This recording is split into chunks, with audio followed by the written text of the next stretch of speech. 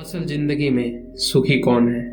जब हम अपनी जिंदगी की तुलना दूसरों से करते हैं तो हमें लगता है कि हम सबसे ज़्यादा दुखी हैं। लेकिन सच्चाई यह है कि हर इंसान किसी न किसी संघर्ष से जूझ रहा है। हम हमेशा दूसरों जैसा बनने की कोशिश करते हैं, लेकिन सच्चा आनंद तभी मिलेगा जब हम अपने आप को पहचानेंगे और अपनी ताकत को समझेंगे। तो आइए इस कहानी के माध्यम से समझते हैं। बहुत समय पहले की बात है। एक बार एक भिखारी गांव में भीख मांगने के लिए जाता है। भिखारी भीख मांगते मांगते एक किसान के दरवाजे पर पहुंच जाता है। वह भिखारी किसान के घर का दरवाजा खटखटाता है, लेकिन अंदर से कोई आवाज नहीं आती। दरवाजा खुला होने के कारण वह अंदर की ओर झांकता है, यह देखने के लिए कि कोई घर पर है या नहीं। वह देखता है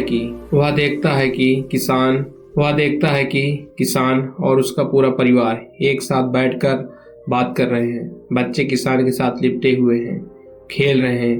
भिखारी को लगा कि शायद किसी ने मेरी बात पर ध्यान नहीं दिया, इसलिए उसने फिर से आवाज़ लगाई। जब उसने दूसरी बार आवाज़ लगाई तो किसान की पत्नी ने सुना और उसके बाद कुछ अनाज लेकर घर से बाहर आई और उसे भीख दे दी। उसके बाद वह भिखारी वहाँ से चला गया और कुछ आगे चलकर वह यह सोचने लगा कि कितना खुशहाल परिवार है, कितने सुखी हैं। यह लोग परिवार में 2 बच्चे हैं और वे बच्चे पिता के साथ खेल रहे हैं। सब कुछ देखकर कितना अच्छा लग रहा था। काश मेरा भी परिवार होता। किसान का परिवार कितना खुश है और एक मुझे देखो, दिन भर भीख मांगना पड़ता है, फिर घर आकर खुद से खाना बनाना पड़ता है और मुझे कितनी परेशानी होती है। इसके बाद वह भिखारी अपने रास्ते पर निकल गया और किसान के परिवार ने खाना खाया। खाना खाने के बाद किसान ने अपने पत्नी को कहने लगा कि घर के खर्च के लिए पैसे नहीं हैं। बड़ी परेशानी से साहूकार से 1000 उधार लेना पड़ेगा, पता नहीं वह देगा या नहीं। किसान की पत्नी ने उसे धैर्य रखने के लिए कहा और बोली, आप जाओ, आपको साहूकार पैसे दे देगा। किसान गांव में एक सेठ के पास गया जिसके पास कपड़े की दुकान थी। वह ब्याज पर लोगों को पैसा देता था। किसान ने सेठ से 1000 रुपये मांगे और जब सेठ ने किसान को पैसा दे रहा था तो उसने देखा कि वहाँ पैसों का हिसाब लगा हुआ है। किसान जब वहाँ से निकला तो वह सोच रहा था कि साहूकार कितना खुश है, मैं कहाँ 500 या 1000 के लिए घबरा रहा हूँ, परेशान हो रहा हूँ। इस सेठ के पास तो 2000, 20,000, 30,000 के हिसाब चल रहा है। किसान यह सोचते सोचते घर चला गया। सेठ की गांव में छोटी सी कपड़े की दुकान थी। गांव में कपड़े लाने के लिए उसे शहर जाना पड़ता था। वह शहर के एक बड़े दुकान से कपड़ा लाता था। अगले दिन वह सेठ शहर पहुंचा और वहां जो बड़े दुकान के सेठ जी थे उनसे मुलाकात की और उनसे सेठ से कहा कि कपड़ा खरीदना है। बड़े सेठ के पास उसका एक कर्मचारी संदेश आ रहा था कि 1 लाख का फ़ायदा हो गया है, 2 लाख का फ़ायदा हो गया है, कोलकाता में माल पहुंच गया है, मुंबई में हो गया है। यह सब उसको वह देखने को मिला।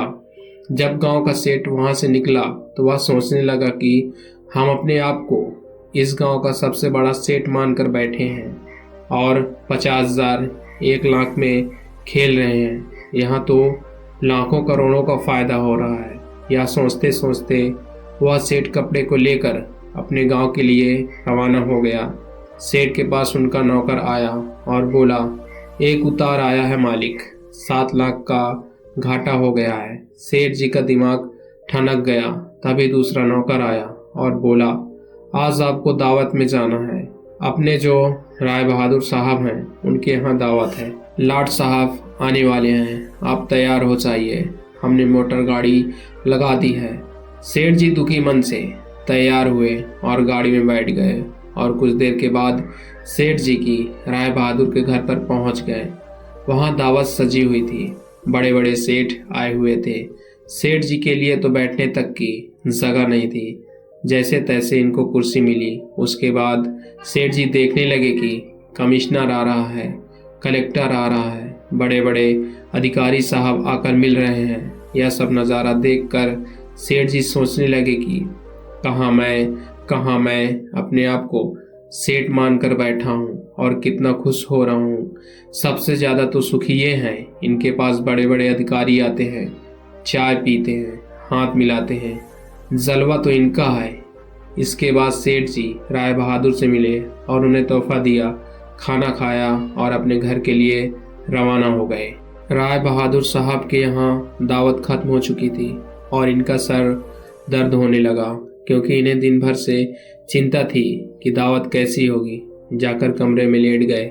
नौकर आकर इनकी सेवा करने लगे। जब सर दर्द बढ़ गया तो डॉक्टर बुलाया गया। तभी राय बहादुर साहब के पास एक संदेश आया, जिससे मालूम चला कि व्यापार में घाटा हो गया है। अब उनका सर दर्द और भी बढ़ गया। राय बहादुर ने अपने नौकरों से कहा, क्या जिंदगी है। बड़े बड़े अधिकारी को चाय पिलानी पड़ती है, पार्टी रखनी पड़ती है, वह सब करते हैं, इसलिए हमें भी दावत रखनी पड़ती है, वरना कौन इतना सरदर्द मोल लेगा।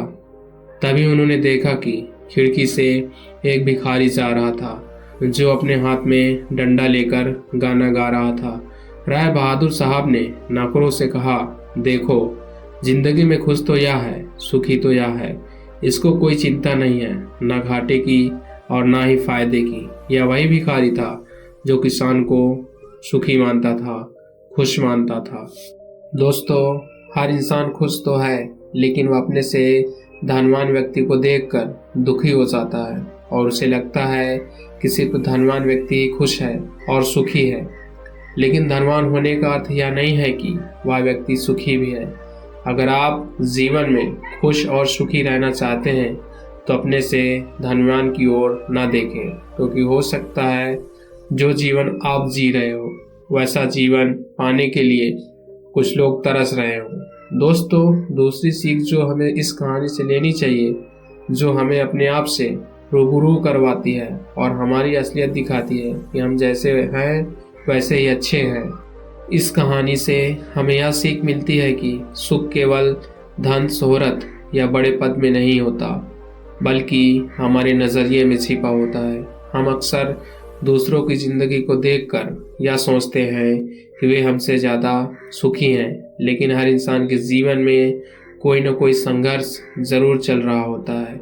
सच्चा सुखी वही महसूस कर सकता है जो अपने पास मौजूद चीज़ों की कदर करना जानता है, अपने जीवन से संतुष्ट रहता है और अपनी क्षमताओं को पहचान कर आगे बढ़ता है। अगर हम हमेशा दूसरों से अपनी तुलना करते रहेंगे तो कभी भी खुश नहीं रह पाएंगे। इसलिए खुश रहने के लिए ज़रूरी है कि हम अपने जीवन को पूरी स्वीकृति और आभार के साथ जिएं, खुद की तुलना किसी और से ना करें और अपने वास्तविक अस्तित्व को स्वीकार करें। यही असल जिंदगी में सच्चा सुख है। धन्यवाद दोस्तों। नमो बुद्धाय।